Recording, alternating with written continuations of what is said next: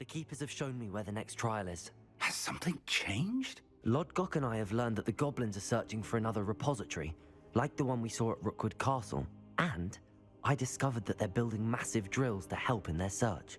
Professor Fitzgerald seemed very concerned. I see. Ranrock clearly knows even more than we suspected. And sir, there's something else. Lodgok knew Miriam. He knew Miriam? They encountered each other at Rookwood Castle. She was doing research. That's where she found the container with the portkey. He liked her so much that he let her leave with it, despite orders from Ranrock. I don't know what to say. She could win over almost anyone. I want to hear more of this. And, in fact, I'd like to speak with Lodgok directly. But we've no time now. Where is the next trial? Believe it or not, it's in the headmaster's office. Incredible. All right. You'll need the password to get past the stone gargoyle. The headmaster's house elf will know it. I've actually met Scrope, but I'm not sure he'll tell me. He's rather devoted to the Black family. He is. So you'll need a disguise. I have just the thing. A Polyjuice potion. You'll look and sound like Professor Black. Wait, doesn't Polyjuice potion require a bit of the person you want to change into? And take ages to brew? It does. So how do you already have Polyjuice potion to change into Professor Black? One never knows when such a thing may come in handy.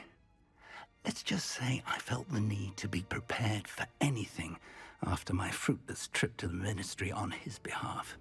Now, time is of the essence. Drink up and I shall explain more.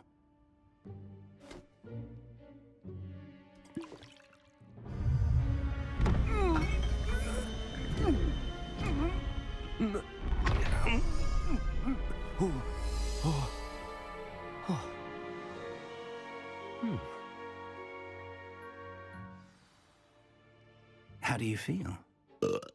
Incredible. I won't forget that taste anytime soon. How do I sound? Convincing. I've taken the liberty of transfiguring your robes. As we discussed, you'll need the password from Scrope, who could be anywhere in the castle. You might look for Professor Kagawa. She's taken to badgering the poor elf about Quidditch in the hopes that he can convince Black to change his mind. Thus far, unsuccessfully. I see. But what if Professor Black sees me? Leave him to me. I shall tell him where to meet a liaison from the Ministry in Hogsmeade. That should give you plenty of time. Thank you, Professor. I suppose we'll meet again in the map chamber. It's rather strange to hear gratitude coming from Professor Black. I'll see you there. Now to find the headmaster's house elf.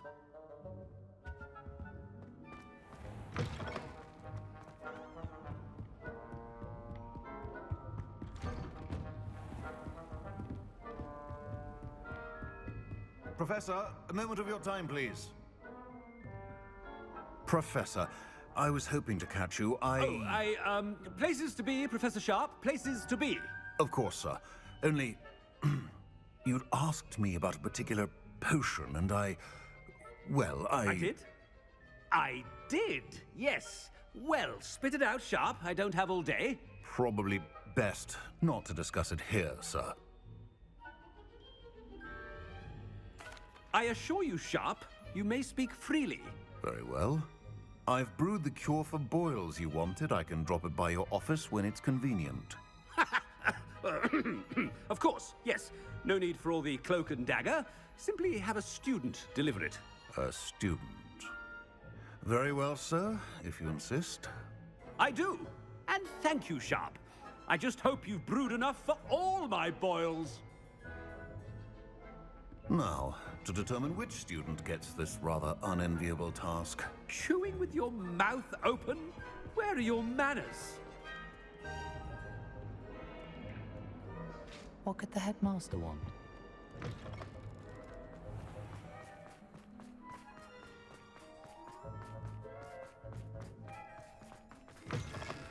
Has anyone seen my ivory-handled hand mirror?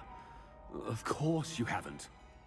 Headmaster? Here, what could he want? I haven't time for any of you at the moment. None. None at all. Move aside. Professor, a word? Professor Black? Again, It is not too late to reconsider your decision regarding Quidditch. We could still have trials and a somewhat shortened season. It would be better than none at all. But the injury, Madam Kogawa. Professor, more than one student has taken a bludger to the head on our pitch. I dare say it knocked some sense into them. And they are fine now. The fact that it happened to be a pureblood, well, that's no reason to... What nonsense! That you would trivialize the health of a student over a silly game. A silly game? You are quite impossible sometimes. Sir, I've a good mind to write to the Department of Magical Games and Sports at the Ministry about you. Good idea. I can even provide the parchment should you need it. Now, where is my elf? Parchment? Very well, I will, and with pleasure. And I spotted Scrope in the Great Hall. Seems to be avoiding me. I wonder why. Good day, Madam Kogawa. What did we do to deserve him as a head? You call that a shine on those boots? Do better!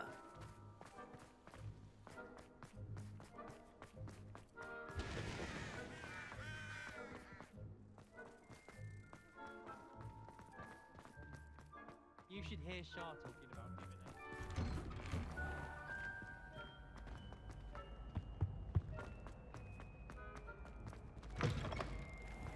it. I wonder almost daily why I accepted this appointment from the... Professor, a word, please. Hello, Professor Black. Ah, Professor Weasley. How delightful to see you. Sir? Since I have you here, I wonder if I might, speak with you about Professor Fig. Oh, very well. I've decided to give him a bit more, leeway with his time. Leeway, Professor? Are you sure that's wise? I confess I do worry for his students. He's rarely here as it is.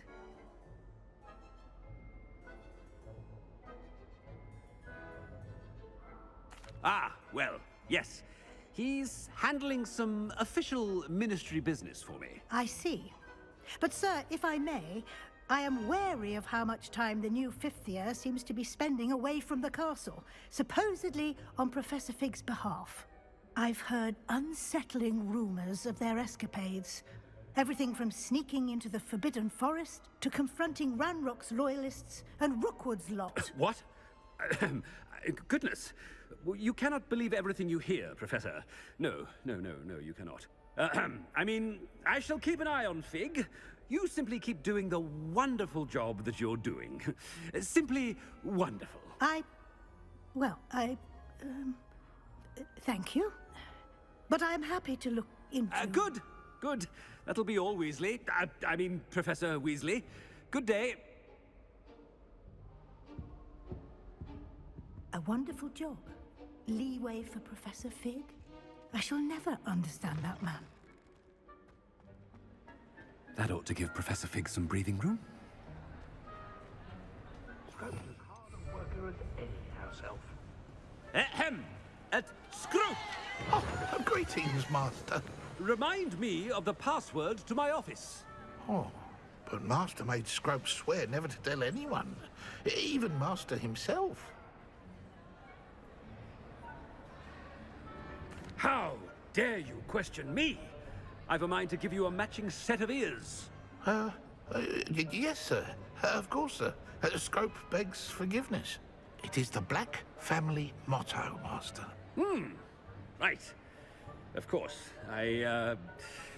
Master does remember it.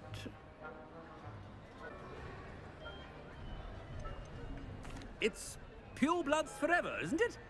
Close, Master. Scrope thinks Master is indeed testing Scrope. It is always pure. Obviously. And, of course, as Master knows, in French. Yes, of course. I order you to pronounce it for me. Oh, Master knows that Scrope's French is most pitiful. Oh, very well. Toujours pure. There is another matter, Scrope. I confiscated this filthy diary from a student. It smells of squid and seawater. Oh, Apollonia's diary. That is quite a surprise, Master. What do you wish Scrope to do with this treasure? Rubbish. Whatever you wish, Scrope. It's your treasure. Now, off with you! The Polyjuice potion's wearing off. I best get out of sight.